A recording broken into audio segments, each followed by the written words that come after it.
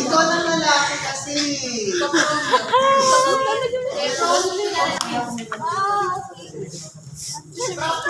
Tapos, instruct niya si patient na, kunyari, isipin niya, meron siyang iniipit na piso sa puwet niya.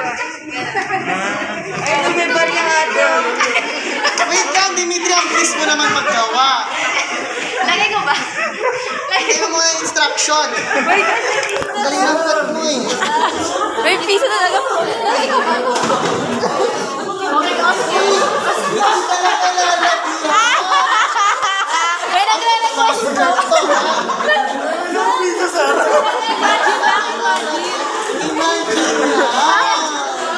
Imagine lang.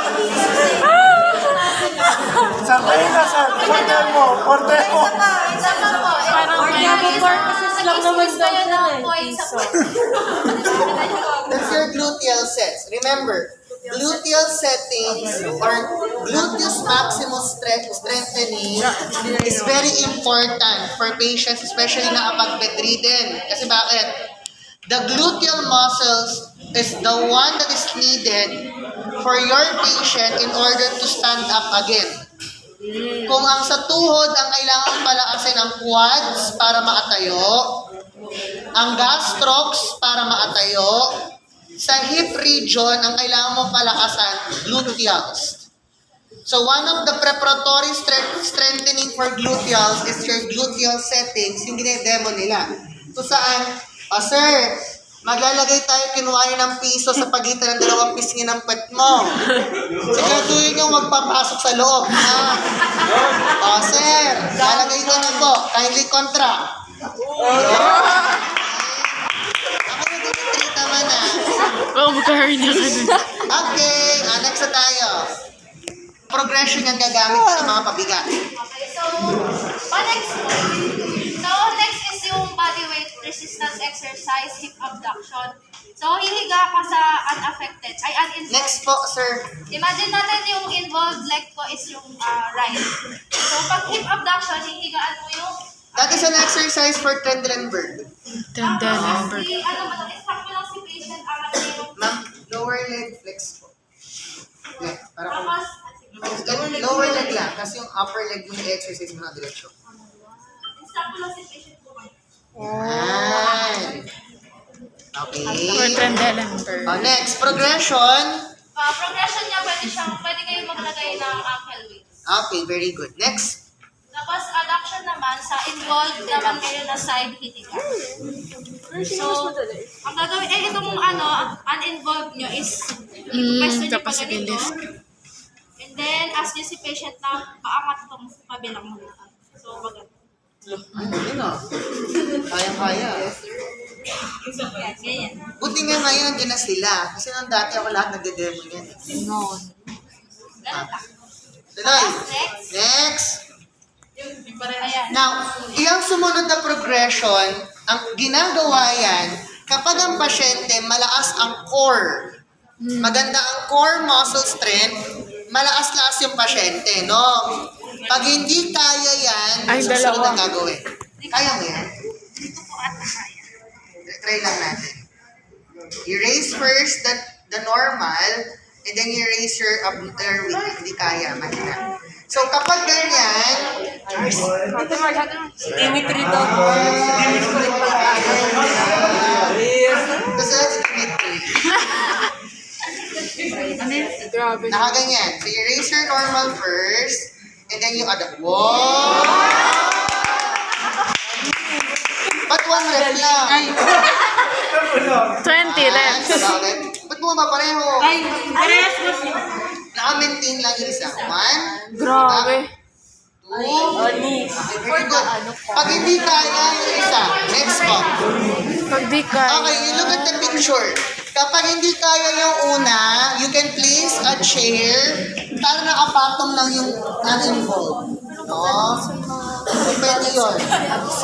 Kung ang target nila kasi is G-med, yan yung pwede gawin. No? Sige, next po.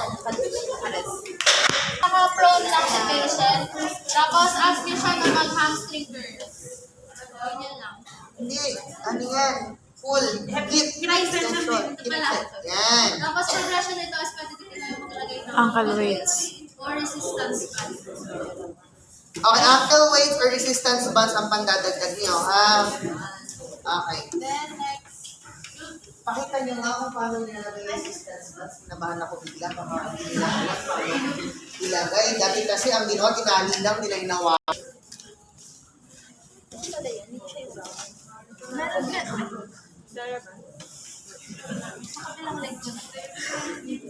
Hindi, hawa ko Hindi, muna. oo. O sige, mababa lang. Angat.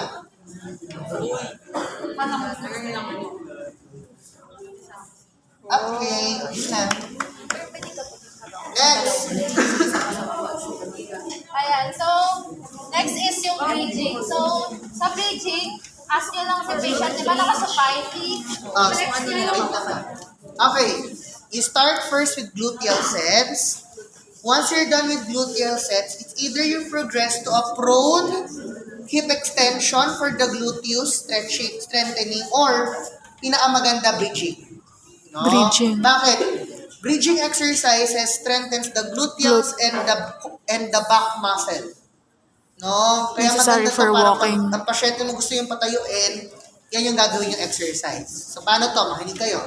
So, sa breathing exercise, nakasupay si patient and then naka-knee flexion. Tapos, yung dalawang kamay niya isa sa gilid. And then, ask niya siya na iangat niya yung sa may bat ng puwetan niya. Ganito.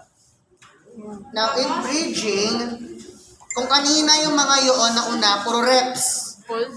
Dito, sa bridge, parang isometric, pag angat, mag-holds ng 7 seconds before bababa. Pero ganito yan. In order for you to bridge properly or to perform a proper bridging technique, Engage core. ma'am, I want you to perform, ang tawag dito sa position na ito is hook lying position. So in a hook lying position, ma'am, I want you to contract your glutes first. Mag-ipit kayo ng piso sa puwet. Meron na? Meron na. Kasi ganito yan. Nagpapalpate kayo talaga dito. Sige nga. Contract. Uy, contract. Contract. Patigasin mo pa. Ay, tumigas. Ito na nag-relax ka na ulit. Huwag ka mag-experiment na po. Galit daw po, sir. And then let you perform a break. Yan, very good. Ano nag-heels mo, ha? Kasi bakit? Oy, ginagawa natin yan kasi bakit? Some patients, hindi nila na-target ang glutes, na-target ang quads. Quads. So you need to palpate the puwet. Oy, ang palpation dito lang sa gilid. Ha? Grabe ka. Baka ganun din yung puwet. No, baka sa practice. Josh! Josh! The palpation is dito lang. Maramdaman mo lang mag-tense yung muscle. No? Josh, wag daw. Ganyan lang kayo. Hintayin nilang tumigas yung puwet bago siya umangat. Para alam ninyo ang nag-work is the gluteus. Here. Okay. Progression. Anong progression? Progression po niya is, single leg bridging. Nakataas. So, yung isang-isa lang siya. Yes. Quads. Quads gumagana eh. Hindi. Eh yung hips. Ibig sabihin hindi gumagana ang hip extensors. So, paano? Ayan, medyo gumagana na yung hip extensors mo. Ayan. Very good. X. Those are your variations. No? Naka-heel lang. Okay. Variation din yan. Wait. Next. Tinan may quads ko. SLR raise, that is a strengthening protocol for the iliac Ano yan? psoas, Vastus but yung lateralis. a good exercise protocol for the quads. No? SLR raise exercises are good for the quads. So, paano yan? Nakahiga mo. Isang knees naka-flex. Then, angat mo lang. Uy, mali. You only raise it at least 1 ruler height. No, 1 Total ruler cm lang. 1 foot. Yan lang. O, sige ma'am. Raise. 1. Pwede kayo magganito for feedback sa mga pasyente ninyo. No? So this can be done by repetitions. No? Paano ang progression? Lagyan ng uncle weights. Lagyan ng TheraBand. Next. Guys, ganito yun ha. Hindi mo papapanikin greater than 1 ruler or 1 foot kasi bakit? It can compromise the back. Sasakit ang likod lang ng pasyente ninyo.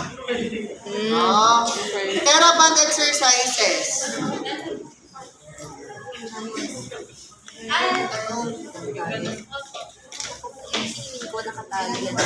Ganyan. May ganyan ako. Dadaling ko na lang. TheraBand? Sa hips dito. Ah. Strong resistance. So, sa resistance band exercise, gagawin niyo lang yung motion pero meron siyang TheraBand. Pwede kayo sa loob ng parallel bar nakahawak or pwede may hawak kayo, no? So, ayan, hip abduction. Skip abduction. Hip abduction. Sir, asan po yung TheraBand na sa ilalim ng tuhod? Pwede na sa ilalim ng tuhod, pwede na sa taas ng tuhod. Pag nandito, mababa ang resistance niyan. Pag mas nagiging distal, tumataas ang resistance. That's flexion. Extension. Abduction.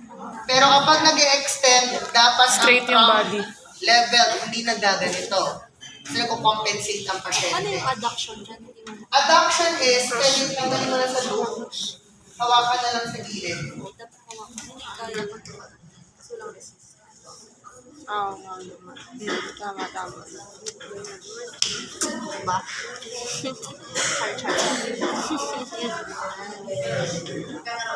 Oh, nakahawak. That's adduction. Here. Okay, next po.